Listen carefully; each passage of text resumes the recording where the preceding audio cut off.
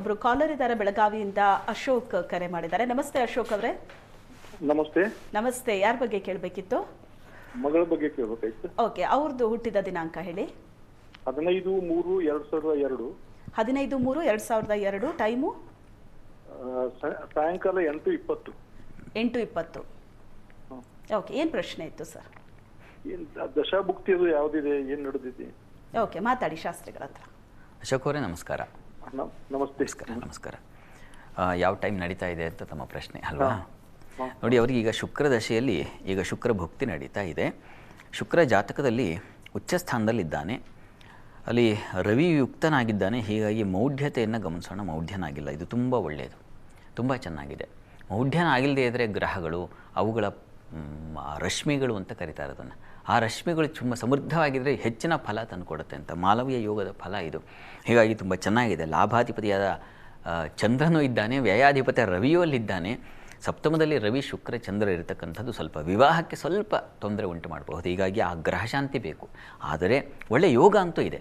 ಭಾಗ್ಯಾಧಿಪತಿ ಸಪ್ತಮದಲ್ಲಿ ಲಗ್ನ ನೋಡುವಾಗ ತುಂಬ ಚೆನ್ನಾಗಿದೆ. ಅದೃಷ್ಟದಿಂದ ಇವರು ಎಲ್ಲ ತೊಡಕುಗಳನ್ನು ಬಿಡಿಸ್ಕೊಂಡು ಜಯಶೀಲರಾಗ್ತಾರೆ. ಮಾನ್ಯತೆ ಸಿಗುತ್ತೆ, ಗೌರವ ಸಿಗುತ್ತೆ. ಯೋಚನೆ ಮಾಡಬೇಡಿ, ಒಳ್ಳೆಯದಾಗಲಿ. ಇನ್ನು ದೇವನಹಳ್ಳಿಯಿಂದ ಪುಟ್ಟರಾಜ್ ಅವರು ಕರೆ ಮಾಡಿದ್ದಾರೆ. ನಮಸ್ತೆ ಪುಟ್ಟರಾಜ್ ಅವರೇ. ನಮಸ್ಕಾರ ಅಮ್ಮ ಮೇಡಮ್ ಅವರೇ. ನಮಸ್ತೆ. ಯಾರ ಬಗ್ಗೆ ಕೇಳಬೇಕಿತ್ತು? ನಮ್ಮ ಬಗ್ಗೆನೇ ಕೇಳಬೇಕಾಗಿತ್ತು. ಡೇಟ್ ಆಫ್ ಬರ್ತ್ ಹೇಳಿ. ಹೇಳಿ ಸರ್. ಪುಟ್ಟರಾಜ್ ಅವರೇ, ನೀವು ಹುಟ್ಟಿದ ದಿನಾಂಕ ಹೇಳಿ. ಡೇಟ್ ಗೊತ್ತಿಲ್ಲ ಮೇಡಮ್. ಡೇಟ್ ಗೊತ್ತಿಲ್ವಾ? 1ರಿಂದ 108 ಒಳಗಡೆ ಒಂದು ಸಂಖ್ಯೆ ಹೇಳಿ. ಒಂದು 30. 30. ನಿಮ್ಮ ಪ್ರಶ್ನೆ ಏನು ಮಾತಾಡಿ ಶಾಸ್ತ್ರಿಗಳ ಹತ್ರ. ಆಯ್ತು ಮೇಡಮ್. ನಮಸ್ಕಾರ. ನಮಸ್ಕಾರ ಪುಟ್ಟರಾಜ್ ಅವರೇ. ನಮಸ್ಕಾರ ಗುರು. ನಿಮ್ದು ಕಾರ್ಯಕ್ರಮ ಪ್ರತಿದಿನ ನೋಡ್ತೀವಿ, ಬಹಳ ಚೆನ್ನಾಗಿ ಬರ್ತಾ ಇದೆ. ತುಂಬ ಸಂತೋಷ, ಧನ್ಯವಾದ, ಕೃತಜ್ಞತೆ. ಹೇಳಿ, ಏನು ರಾಶಿ ತಮ್ಮದು? ರಾಶಿ ತುಲಾರಾಶಿ. ತುಲಾರಾಶಿ ಅಂತ ಗಮನಿಸ್ತಾ ಇದ್ದೀರಾ? ಓಕೆ. ತುಲಾರಾಶಿಯವ್ರಿಗೆ ಈಗ ಗುರುಬಲ ಬರ್ತಾ ಇದೆಯಲ್ಲ? ಗುರುಬಲ ಅಲ್ಲ, ಗುರುಬಲ ಇತ್ತು ಎಷ್ಟು ದಿವಸ, ಆದರೆ ಕರ್ಮಸ್ಥಾನಕ್ಕೆ ಬರ್ತಾ ಇದ್ದಾನೆ ಗುರು.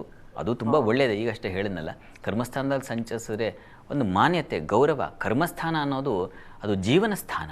ಹೀಗಾಗಿ ಜೀವಸ್ಥಾನದಲ್ಲಿ ಒಂದು ಅತ್ಯಂತ ಶುಭಗ್ರಹ ಬಂದು ಸಂಚರಿಸ್ತಾ ಇದ್ದರೆ ಜೀವನಕ್ಕೆ ಅತ್ಯಂತ ಉಪಕಾರವನ್ನು ಉಂಟು ಮಾಡ್ತಾನೆ. ಇನ್ಯಾರ್ದೋ ದೊಡ್ಡವರು, ಹಿರಿಯರು, ಗುರು ಸಮಾನರು ಅಂಥವರಿಂದ ಒಂದು ಮಾರ್ಗದರ್ಶನ ಸಿಗುತ್ತೆ ಅನ್ನೋದನ್ನೆಲ್ಲ ಹೇಳುತ್ತೆ. ಹೀಗಾಗಿ ತಾವು ಆತಂಕ ಪಡುವ ಅವಶ್ಯಕತೆ ಖಂಡಿತ ಇಲ್ಲ.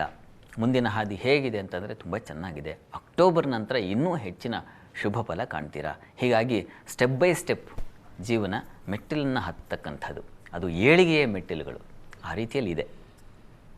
ಒಳ್ಳೆಯದಾಗಲಿ. ಎಸ್, ಧನ್ಯವಾದಗಳು ಕರೆ ಮಾಡಿದ್ದಕ್ಕೆ.